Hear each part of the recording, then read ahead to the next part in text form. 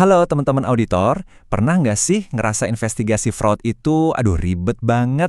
Nah, kali ini kita bakal bedah sebuah kerangka kerja yang simple tapi powerful yang bisa mengubah investigasi rumit jadi jauh lebih gampang dan terarah.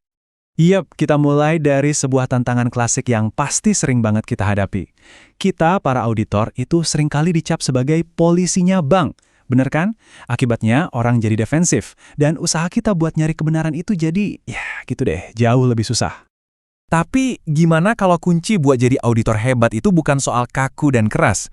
Coba deh kita pinjam filosofinya Bruce Lee. Jadilah seperti air.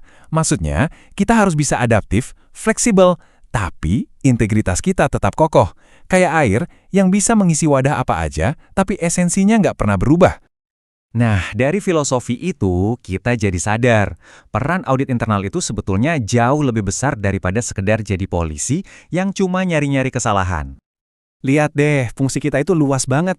Mulai dari mastiin GCG jalan, ngendaliin resiko, sampai jadi penjaga kepatuhan. Tapi intinya apa? Intinya adalah jadi mitra strategis. Bukan buat nakut-nakutin, tapi buat ngasih solusi, buat memperkuat sistem, dan yang paling krusial, membangun kepercayaan.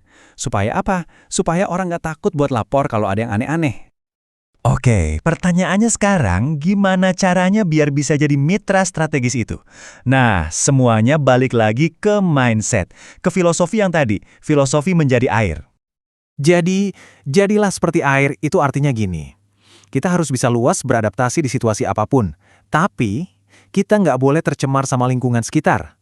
Integritas dan objektivitas itu harga mati. Ini bukan berarti kita jadi lembek ya.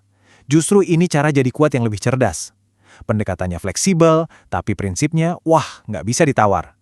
Dengan cara ini, mau situasi serumit apapun, kita nggak akan kehilangan arah. Oke, siap. Sekarang kita masuk ke dagingnya nih. Ini dia alat utama kita, sebuah kerangka kerja investigasi 5 langkah. Kelihatannya simple, tapi ini benar-benar ampuh banget buat ngebongkar kasus fraud apapun.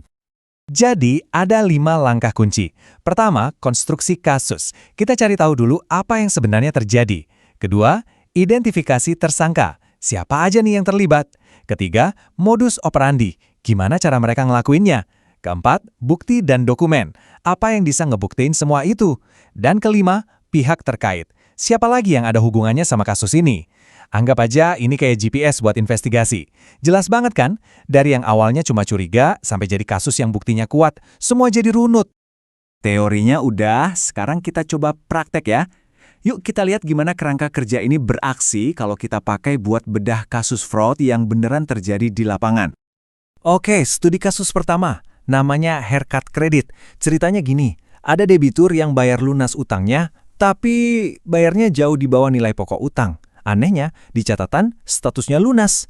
Terus selisih uangnya kemana? Nah, ini dia yang harus kita usut. Sekarang, kita pakai kerangka 5 langkah tadi. 1. Konstruksi kasusnya jelas, debitur bayar kurang tapi dianggap lunas. 2. Tersangkanya bisa jadi account officer-nya, kepala cabangnya, atau bahkan debiturnya sendiri. 3. Modus operandinya gimana? Kemungkinan besar ada oknum yang malsuin memo diskon biar selisihnya bisa diamankan.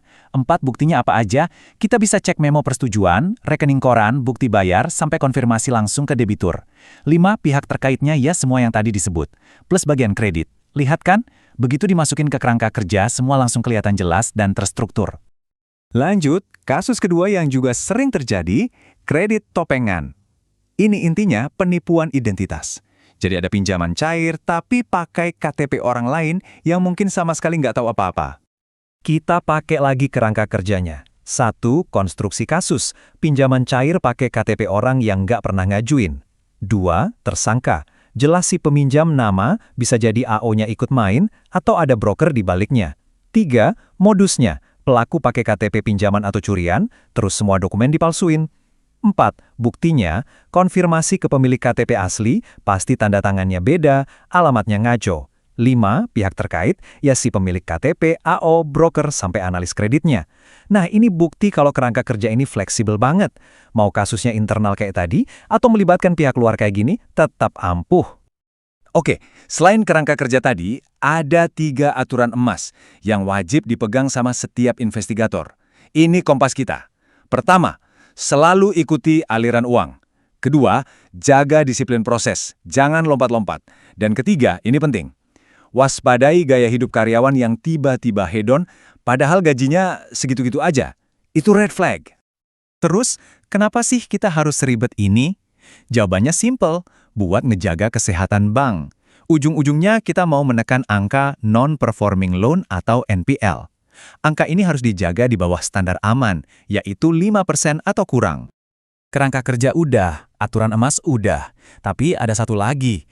Ini adalah senjata pamungkas seorang auditor. Sesuatu yang bahkan lebih kuat dari semua teknik dan kerangka kerja yang ada. Senjatanya adalah mindset. Coba lihat perbedaannya. Kalau mindset kita polisi, kita cuma akan sibuk nyari salah, bikin orang takut, dan cuma fokus di gejalanya aja. Tapi, kalau kita ubah mindset jadi mitra strategis, kita akan fokus nyari solusi, membangun kepercayaan, menggali sampai ke akar masalah, dan pastinya berkolaborasi. Perubahannya luar biasa. Karena pada akhirnya, bank itu adalah bisnis kepercayaan. Dan senjata utama kita buat melawan fraud itu ada dua, integritas dan edukasi. Ini bukan cuma soal nangkepin tikus, tapi gimana caranya kita bikin lumbungnya jadi tempat yang nggak nyaman buat tikus. Jadi teman-teman auditor, kerangka kerja ini adalah alat di tangan Anda. Tapi integritas adalah kekuatan yang ada di dalam diri Anda. Pertanyaannya sekarang bukan lagi bisa atau tidak, tapi bagaimana Anda akan menggunakan keduanya untuk membangun bank yang lebih sehat, lebih kuat, dan lebih berintegritas.